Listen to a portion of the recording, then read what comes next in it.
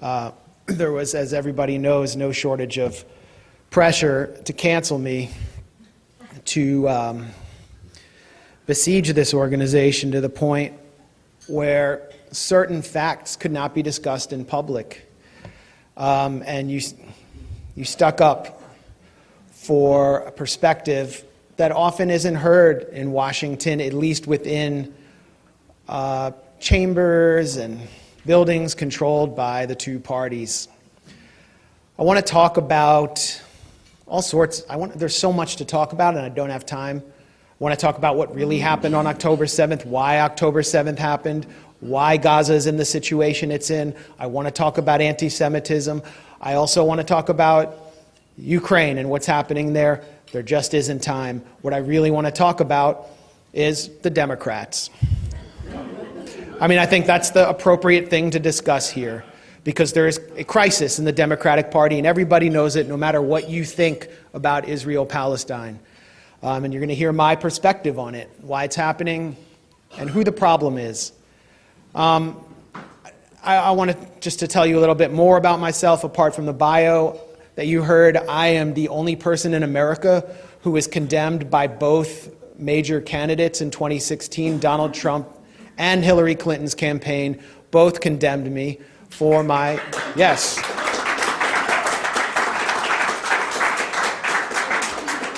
Huge badge of honor.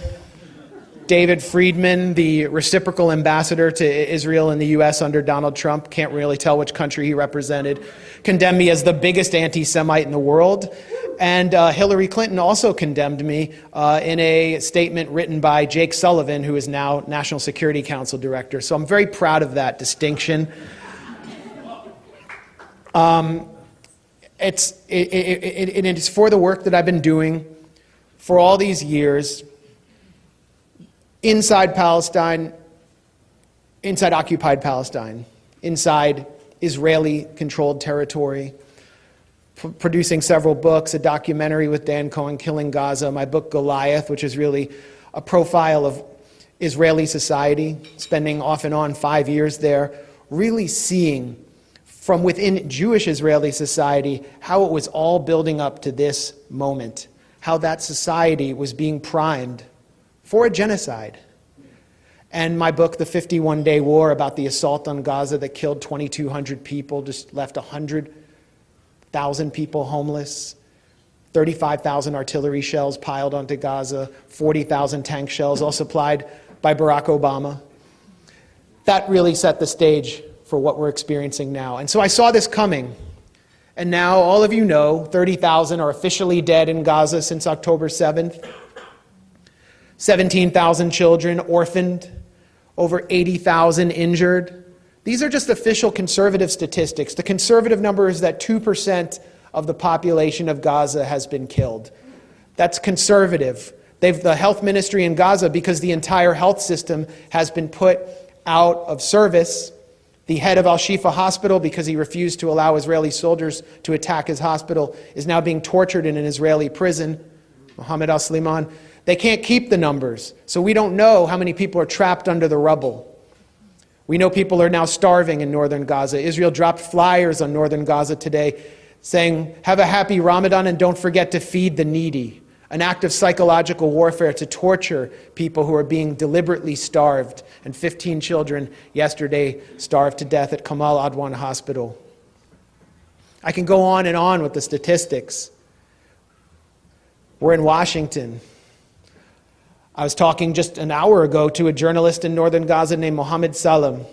He sent me photographs of I wanted to hear about the humanitarian situation, and he sent me photographs of his 2 daughters who had just been killed, his teenage daughters, and his son who's lost his foot. He was badly burned in an Israeli assault. And I've been following the Twitter account of our colleague in Gaza, in northern Gaza, a journalist like me, Motassim Dalul, who has been going out every day to try to get a bag of flour for his family, because his family has been starving like all of his neighbors. His elderly neighbor died last week of dehydration. And he's been witnessing the attacks by the Israelis on the aid convoys. And on the day I believe it was last week when he finally secured a bag of flour for his hungry kids. He came home to see that Israel had attacked his home, killed his daughter, killed his pregnant wife, and wounded his son, who survived. These are our colleagues. My colleague and friend Rifat Al-Arir, who I met in 2013, a poet, a professor of English at Islamic University, was one of my heroes, and I was following his Twitter account avidly throughout this assault on Gaza. Rifat was the first professor at Islamic University, a university founded by Hamas, to teach Hebrew literature. He also taught The Merchant of Venice and encouraged his students to sympathize not with Othello, the Moorish general, but with Shylock, the persecuted Jew who had to compromise his dignity in order to survive in an anti-Semitic society. And his students said that they, as Palestinians, identified with Shylock, the Jew. Rifat brought anti-Zionist Jews to his class and told them, I used to be an anti-Semite until I met these Jews in America who were organizing against our occupation and our oppression. Now I see things differently. The issue is Zionism. And he taught his students to resist by not being extremists, but by being intellectuals and succeeding inside Gaza, inside this open-air prison.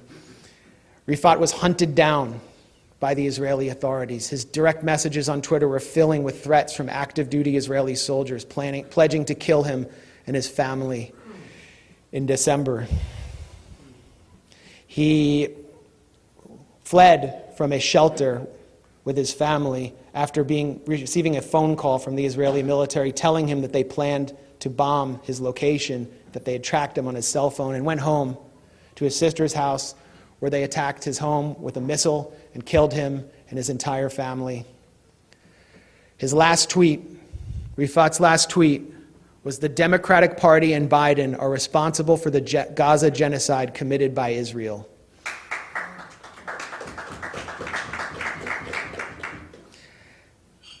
Today in the Democratic Party, figures like Jesse Jackson, who expressed sympathy for Palestinians, who attempted to open lines of freelance diplomacy with the PLO, which the US government eventually did, who also helped get American hostages released from Syria through his connections with all of these governments that were declared rogue by the US State Department, or George Ball, Assistant Secretary of State, who would challenge LBJ on his Vietnam War policy day after day, who authored the book A Passionate Attachment about America's destructive special relationship with Israel. Even Jack Kennedy,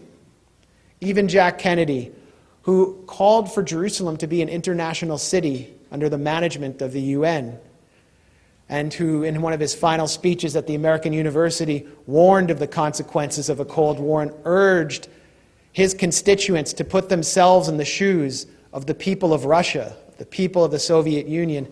They wouldn't be welcome in today's Democratic Party. I'm not welcome. I might be welcomed by you, but I'm not welcomed by the party, the people who decide who gets elected. The party is run by what I would call, they're not by anti-war Democrats or progressive Democrats, but by genocide Democrats.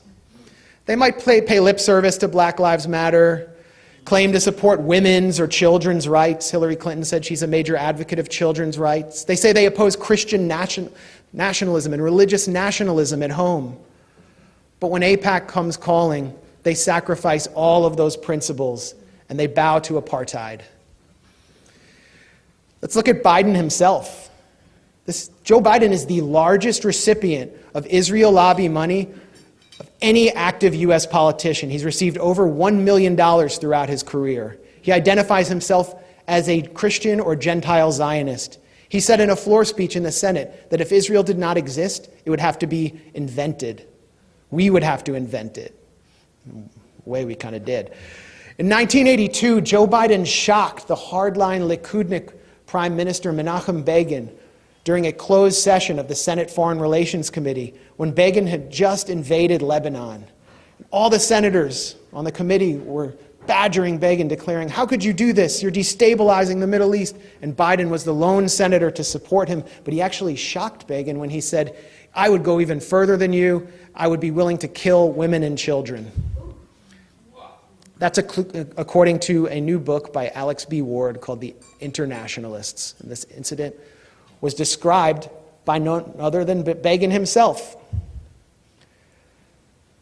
Nothing could display the control that Israel's regime and its lobbying apparatus has over Joe Biden than the pathetic and hypocritical scene of the U.S. military dropping a few parcels of aid over the Gaza Strip where people are starving, with barely enough food for a block of people to survive on, while they are funneling thousands and thousands of tank shells and 155 millimeter howitzers directly through the air bridge established by Biden to Israel. No, they're not allowed. They're not allowed to deliver aid directly to Gaza. They're not allowed to bring naval ships there. This superpower, the most powerful country in the history of the world, is not allowed to bring aid to end hunger. USAID Chief Samantha Power, the guru of the R2P, responsibility to protect anti-genocide industry, has become a genocide Democrat as USAID director. And her staff is in open revolt against her covering up the killing of a USAID contractor by Israel in Gaza. Samantha Power attacked, slammed Clinton administration officials, including Susan Rice, for their failure to speak up and do something about the Rwanda genocide. What is she doing as people starve, as 570,000 people are on the brink of famine in Gaza, according to the United Nations? Where is she? She's posing for photo ops in Jordan with aid that she admits on her Twitter account will never see its way into the Gaza Strip. And she will not quit her position. She will not speak up. She will not publicly attack her boss. She is a hypocrite. They could end it right now. They could end this starvation, this famine right now if they wanted. All Joe Biden has to do is make a phone call to Netanyahu. He's been on the phone with him every day. He's so frustrated. They're always leaking all these conversations. Oh, Netanyahu won't do what we want. By the way, we're sending more weapons. All you have to do is say no more spare parts for the F-16s that are bombing all those multifamily story apartment blocks in Gaza that have destroyed 85% of all residential buildings in the Gaza Strip. No more parts, no more howitzers, time to negotiate. And by the way, once we have a ceasefire, the hostages will all come out. And they can all be on the White House lawn in a big ceremony with you. And Tony Blinken can get the accolade he deserves for getting the hostages out. Why don't they do it? They can't do it because Biden wants to run for re-election. Biden is Mr. AIPAC. Joe Biden, instead of listening and responding to the voices of the 100,000 people who voted uncommitted in Michigan, went to the home of Haim Saban, a Zionist billionaire Hollywood mogul, who said that I'm a one-issue guy and my issue is Israel. Haim Saban hosted a $250,000 a head fundraiser for Biden, helping Biden raise a record total of $42 million in January alone, co-hosted by pro-Israel Hollywood mogul Casey Wasserman. And that's why the aid isn't getting in. That's why Biden will not counter Netanyahu and the most right-wing, fanatically religious, nationalist, anti-Palestinian coalition government in Israeli history. This isn't just limited to Biden. Bill and Hillary Clinton, remember them? They earned $3.5 million by 2016 in paid speeches by Israel lobby groups. That's along with $153 million in lecture fees from companies and organizations affiliated with the financial industry. After leaving office, Clinton promptly blamed Yasser Arafat for the failure of negotiations, explicitly violating a promise he made to Arafat in order to get Arafat to the negotiating table at Camp David. The former President Clinton thus reinforced then Israeli Prime Minister Ehud Barak, who moved more settlements into the West Bank, more settlers than any other prime minister, his infamous talking point that there was no partner for peace. Then, in the summer of 2002, the Vietnam draft dodger Bill Clinton declared at the Toronto chapter of the pro-Israel group Hadassah World Zionist Organization, this is what Bill Clinton said: "If Iraq came across the Jordan River, I would grab a rifle and get in the trench and fight and die for Israel." And he earned wild applause with this line at the $1,000 a plate dinner. Bill Clinton earned $125,000 for that speech. Hillary Clinton, one of the largest recipients as a senator of donations from AIPAC, has slammed proposals for a ceasefire in Gaza, repeatedly supported Israel's military campaign in Gaza, consistent with her passion for regime change wars.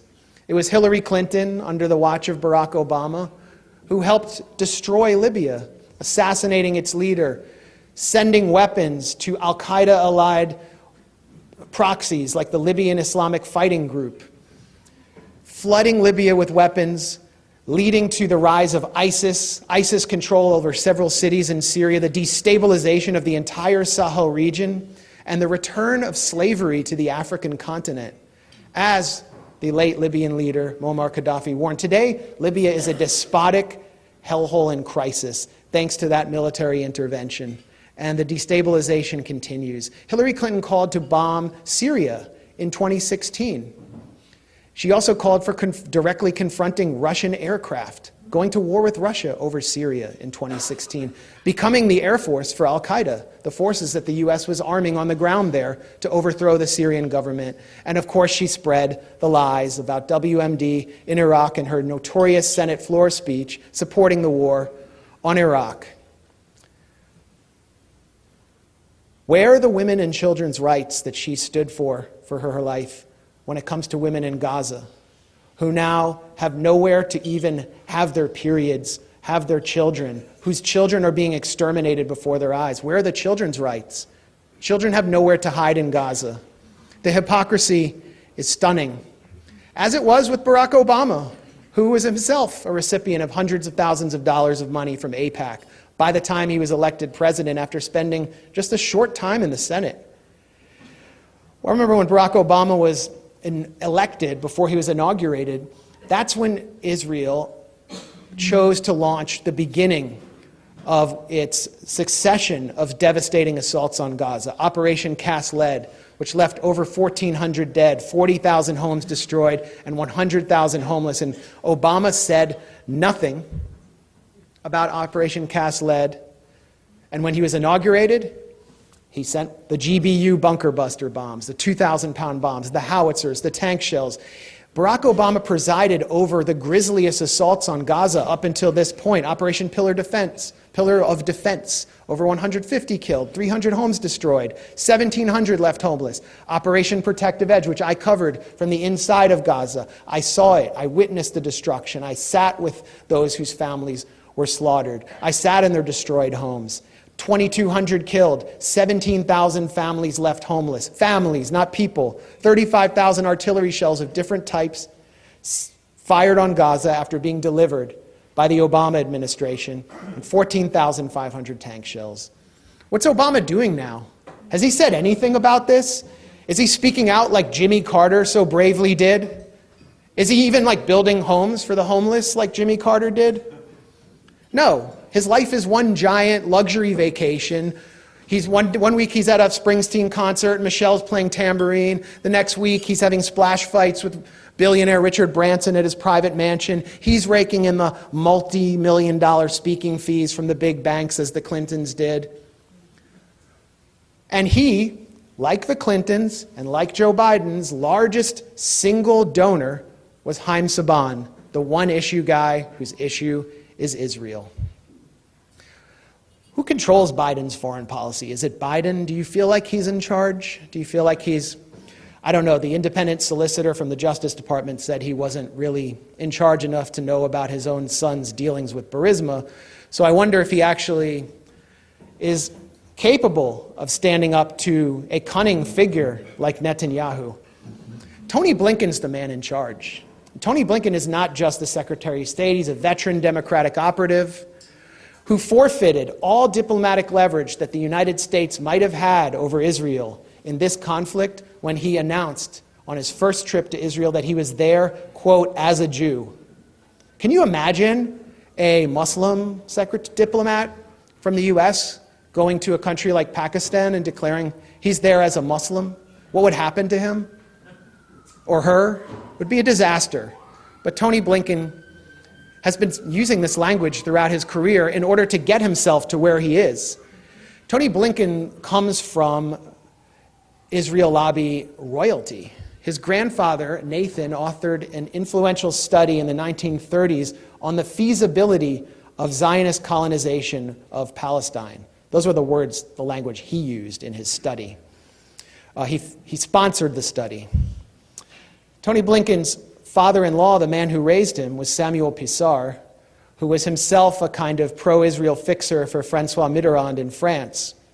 And he was the consigliere for Robert Maxwell, a Mossad agent who you all probably know well. Robert Maxwell's last call before he mysteriously fell off his yacht in the Mediterranean was to Tony Blinken's father-in-law, Samuel Pisar. Robert Maxwell was given a de facto state burial in Israel, and his daughter, Ghislaine Maxwell, earned infamy as Jeffrey Epstein's wingwoman. Jeffrey Epstein, another person with unsavory ties, likely unsavory ties to Israeli intelligence. At a 2007 AIPAC meeting, Tony Blinken declared that he inherited his, quote, commitment to Israel's strength through his family. And this has been the language and the politics that he's used to climb the ladder in the Beltway. Right now, there is a protest encampment outside Tony Blinken's home. It's a 24/7 protest encampment. They're there rain or shine. I visited them 2 days ago. It's muddy. They were there in the mud. One of the women is a Palestinian refugee who actually experienced the Nakba in 1948. And they protest anytime Blinken's motorcade goes in or out, demanding a ceasefire. All they want is a ceasefire, and then they will leave. And they're outside a big mansion. I mean, he lives across the street from a home that was purchased by an LLC for $40 million, just to give you an idea of the wealth in Tony Blinken's bank account. Where did it come from? It came from, in many ways, a company called West Exec Advisors, where the Obama foreign policy team cooled their heels during the Trump administration. West Exec Advisors markets itself as a boutique consulting firm, and what they do is they help shepherd deals, hump in deals for the arms industry, for spy tech firms. Jen Psaki, who's now an MSNBC host, former press secretary, she got a deal through West Exec to consult for an Israeli spy tech company.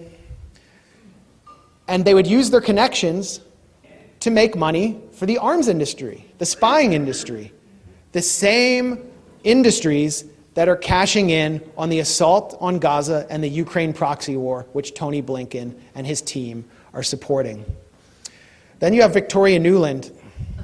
Well, before I get to Victoria Nuland, there's someone I've had direct encounters with, Matthew Miller at the State Department. He's the guy who's basically up there defending the Gaza policy of the Biden administration, which is to drop a few packages of aid in with one hand and drop thousands of bombs with the other, to put it crudely. Matthew Miller is the former spokesman for Robert Menendez, who is right behind Joe Biden as a historically top recipient of AIPAC money because he was the chair, ranking chair on the Senate Foreign Relations Committee. In fact, Bob Menendez's legal defense during his first corruption trial when he got off was funded by pro-Israel donors. Now Bob Menendez is going to jail for taking literal gold bars in his pockets from Egyptian lobbyists. The pro-Israel lobbyists were more elegant about it. Victoria Nuland has just resigned. She was Tony Blinken's underling assistant secretary of state. She's the former chief of staff to the great Democratic Party hero Dick Cheney. What? Yeah, she served in Republican, Democratic administrations. She is an arch neoconservative whose husband, Robert Kagan, wrote the Benevolent Hegemony essay with Bill Kristol, who is now supporting the Genocide Democrats through his various front organizations, which called for the United States to act as a benevolent dictator and take out rogue governments across the world, paving the path for the invasion of Iraq with its eyes on Iran. Victoria Nuland just resigned, leaving behind a legacy of the architect of the 2014 coup, which removed an elected president in Kiev and installed a US and NATO-backed government, paving the primrose path, as John Mearsheimer put it, to war with Russia.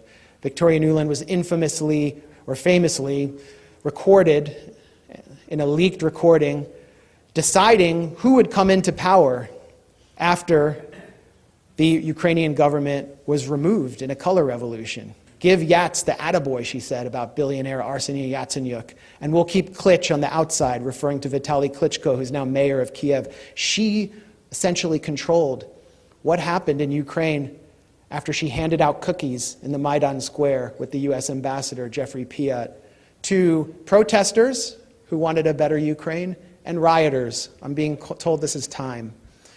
Well, I'm going to go 2 minutes over time and just talk about congressional leadership a little bit, because we have a historic person in Congress, Hakeem Jeffries, the first black congressional minority leader to bow before an apartheid state. Hakeem Jeffries is also one of the top recipients of AIPAC money. He's the son of a black radical named Leonard Jeffries. In 1992, Hakeem Jeffries published an op-ed for his college newspaper denouncing Clarence Thomas and Colin Powell as, quote, house Negroes and token blacks propped up by racist, affluent elements.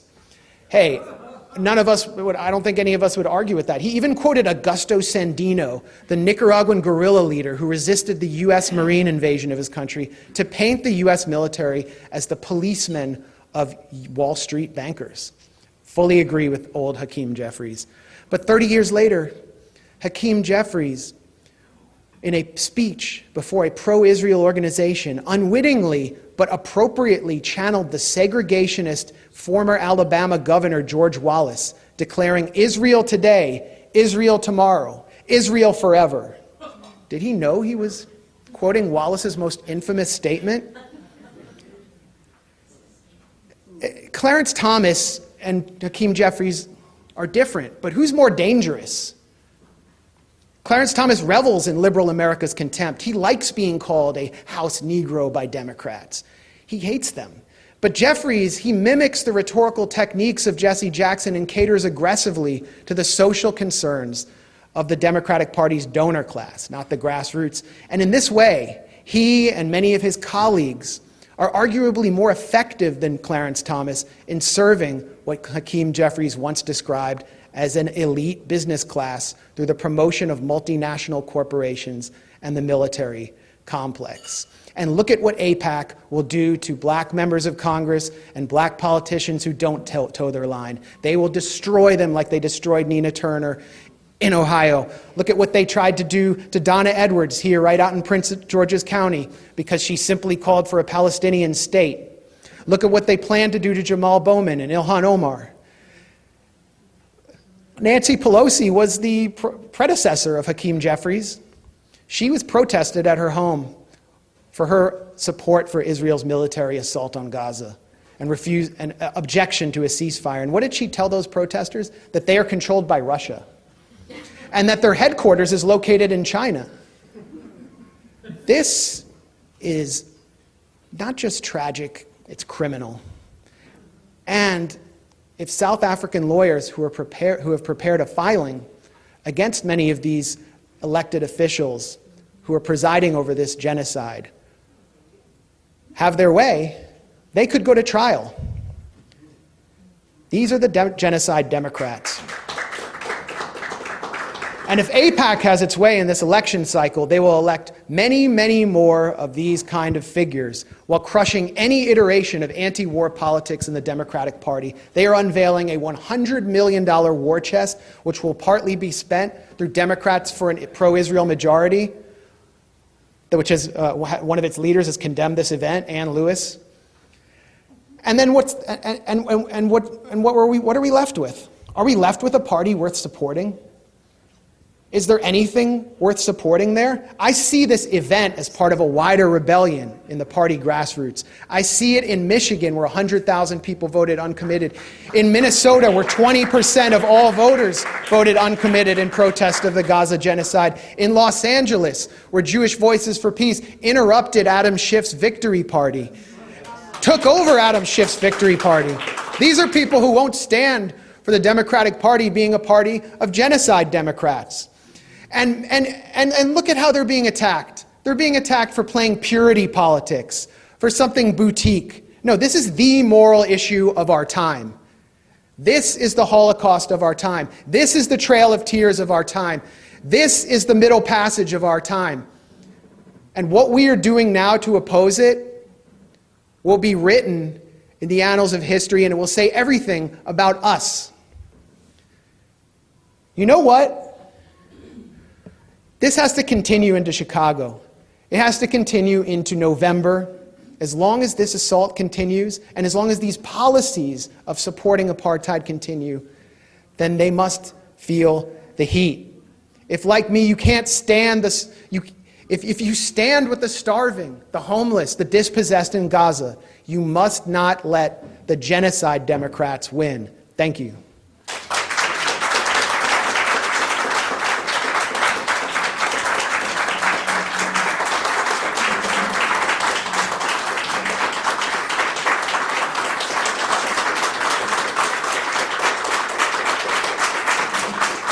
Thank you. All right, so what we're going to do is we have questions from members first, and then we'll go back and forth if there are questions on the Zoom. The first question, Max, thank you, is what policies would you advocate for the U.S. to take toward Israel? How can we achieve a two-state solution? Everybody can boycott Israeli products and cultural institutions, as Palestinian civil society has been asking since 2005 or 2007, since the ICJ decision against the apartheid wall in and around the West Bank. They can organize divestment drives on their campuses and their businesses. This is something everyone can do to create pressure, the same pressure that was put on apartheid South Africa, to make South Africa into a country that the world would welcome into the actual international community. But sanctions is something that only a government can do. And what needs to happen is sanctions need to be imposed at the United Nations, not unilaterally, and I would call for the U.S. to support those sanctions on Israel until it ends its system of apartheid. And this is why, and it's not just the refusal of the U.S. to do that, it's the diplomatic cover that we see the U.S. providing alone on the UN Security Council, the isolation that it has brought to Palestinians, the opposition of the Obama administration to even Palestinian observer status at the UN, this kind of treatment and abuse of Palestinians that denied the government in Gaza any diplomatic channels and led to October 7th, which was rooted in political motivations and which led to bloodshed and awful events. In order to establish diplomatic leverage, the only thing a Palestinian group that is not allowed to be a government like Hamas has is the ability to take captives. They showed it when they got Gilad Shalit. It was the first time they'd ever achieved any diplomatic leverage, and they got over 1,000 prisoners out, an Israeli soldier named Gilad Shalit, and he came out alive. That's why October 7th happened. So when you start pushing Israel, you start removing the motivation for more October 7th. The U.S. thinks it can be solved the way they destroyed Libya, the way they decimated Syria, the way they are destroying countries across Latin America through a regime change operation, and we know that that will fail, and that Hamas will not be eradicated through this assault. Thanks, Max. A member asked this question. This is sort of a combined question. Do you feel that Trump would be better at the issues and problems you discussed? Well, that's the feeling of hopelessness and voicelessness that a lot of people in the grassroots, who are mostly progressive, feel, is that there is not an alternative within the other party. Trump is just as much, he's a genocide Republican.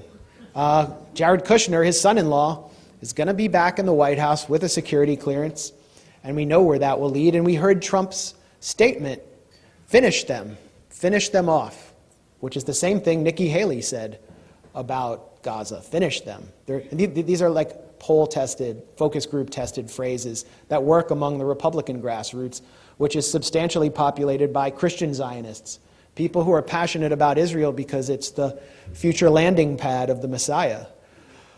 So I don't see any hope within the Republican Party's leadership. What I can say is things are changing among younger evangelicals. They have actually organized actions in the West Bank called Christ at the Checkpoint to protest Israel's occupation. Even younger Mormons are becoming sympathetic to Palestine. Look at all the polls. So these dynamics are going to ultimately shift politics, but people feel like everything, Republicans feel like the 2020 election was rigged. I think people feel that there's just a general rigging. It's not through ballot boxes being stuffed, miscounted. It's through wealthy, powerful, pro-war elements dominating politics and everyone being voiceless. Thanks, Max. This from another member. Are you going to vote in the election? And how might you vote? And how did Obama become such a friend of Israel after his speech in Cairo in his first term? I'm going to vote for Dr. Shiva. No, I'm joking. But I figured a few people would get that. I'm not going to discuss how I vote. I don't endorse candidates. I did a talk at Bus Boys and Poets in Tacoma Park with Jill Stein of the Green Party, who's going to be on the ballot in more than 40 states. She performed very well. And, that's someone Biden's going to have to pay attention to if he's going to uphold this line on Gaza. How did Obama, there were like two questions. How did Obama, the die had already been cast with Obama. And if you look back at his Cairo speech, it was sort of an effort to try to mollify and co-opt Arab public opinion in support of a larger agenda that wasn't going to play out with respect to Israel-Palestine, and which the Arab Spring kind of took off the table. But it was to sort of establish, you look at what they did in Egypt. It's a big success for U.S. diplomacy. A country of 80 million people, which was the powerhouse, not just of Arab economies, but also of Arab politics, which was led by someone who supported Arab resistance, was turned into a U.S. protectorate run by a military that's totally dependent on U.S. aid through Camp David. And Obama wanted to do the same thing with the Palestinians through the Palestinian Authority. And that's what Cairo is about. It's about turning the Arab world into Jordan or Egypt. And look at what look at the crisis this helped create. Egypt's building a wall on the southern border of Gaza so that starving, desperate people cannot get out when Israel comes to assault them. And they'll be stuck between a literal rock and a hard place. These are Zoom questions. Yeah, we have a question from somebody on Zoom who's asking, of course war is horrible, so why did the Palestinians initiate this war with their vicious attack on Israelis on October 7th? Well, they didn't. They didn't. This war has been going on for 75 years. Israel initiated it in 1948 by ethnically cleansing 750,000 people. We must expel Arabs.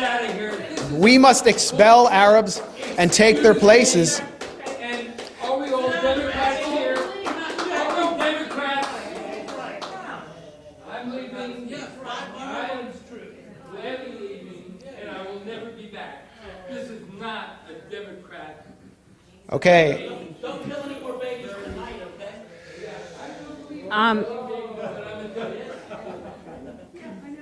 Is the U.S. We throwing- must expel Arabs and take their places, and if we have to use force, not to dispossess the Arabs of the Negev and Transjordan, but to guarantee our own right to settle in those places, then we have force at our disposal. David Ben-Gurion, the first prime minister of Israel, said that in 1937, and that's what they proceeded to do. The people in Gaza, this is what you need to understand.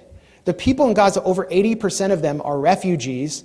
Many of them are from a place called Majdal Asqalon, in what is now southern Israel, in a city called Ashkelon.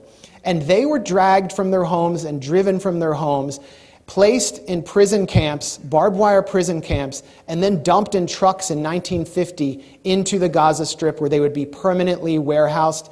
And then Israel proceeded to move Arab, Jewish refugees and Russians into Ashkelon to prevent them from ever coming back, and pass laws to prevent Arabs, Palestinians, from being able to return to their homes. 750,000 were ethnically cleansed. For 18 years, the remaining Palestinians, 100,000, were internally displaced inside Israel. The remaining were put under military rule. They were under military occupation until 1966. Then in 1967, Israel violently, in a war it initiated, occupies Gaza, occupies the West Bank, occupies the Sinai Peninsula, the Golan Heights in East Jerusalem, and then invades Lebanon in 1982, attacking Palestinian refugees there, puts Gaza under siege in 2005. No one can get in or out without Israeli military permission. We must kill and kill all day, every day. That's according to Arnon Sofer, an Israeli government consultant who helped devise the siege of Gaza. For years, Israel would not allow certain chocolates and A2 paper into Gaza.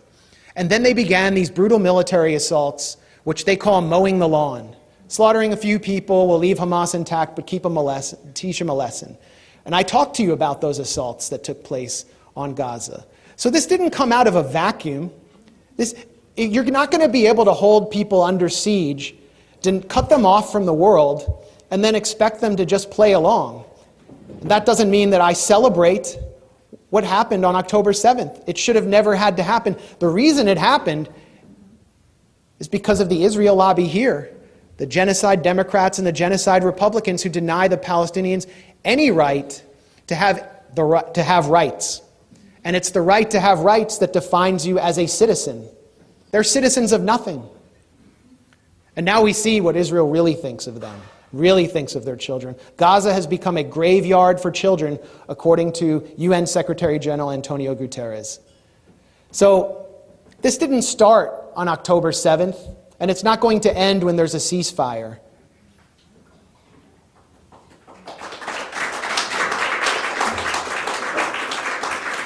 Max, about Gaza, what would Trump do if he were president, and what would the Republicans have done if they were in control? Well, I think it would be similar. Trump said that he would say that he wants to smash Gaza, but I don't think he would be able to do anything different. I don't think there's anything Biden has done that exercised any U.S. leverage. Trump wouldn't either. But what we do know about Donald Trump is that he went rogue in many ways and went off script. There's a script that's handed to you when you come into the White House. It's the script Biden has been reading from his entire career, and Trump refused to follow it. He first refused to follow it at the Republican Jewish coalition of Sheldon Adelson, who works with Haim Saban. He's dead, but his wife still runs his foundation. They control the Republican Party through donations. He was Trump's top donor. Before Adelson was donating to Trump, Trump said at this meeting, "You guys are real estate. You're in real estate. You know how to make deals. I think we can make a deal between Israel and Palestine." And then they called Trump an anti-Semite for saying that. And then he signs on with the Adelson agenda, the Jared Kushner agenda. The rest is history. But Trump tried to broker peace on the Korean Peninsula. That was a heroic act. 80% of Koreans support peace, while the Democratic Party establishment attacked him and mocked him for doing that.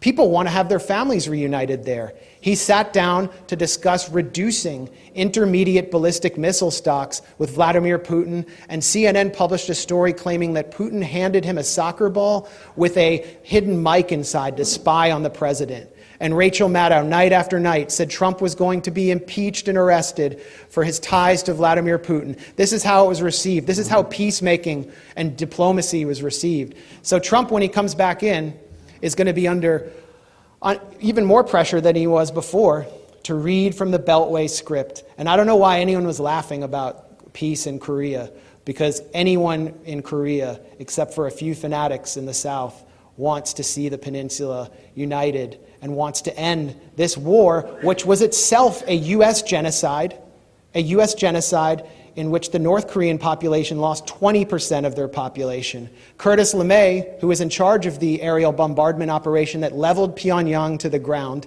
said if we had lost the war, we would have been all tried as war criminals. Max, this is our last question. Okay, it is 7 o'clock, but thank you very much. Thank you so much.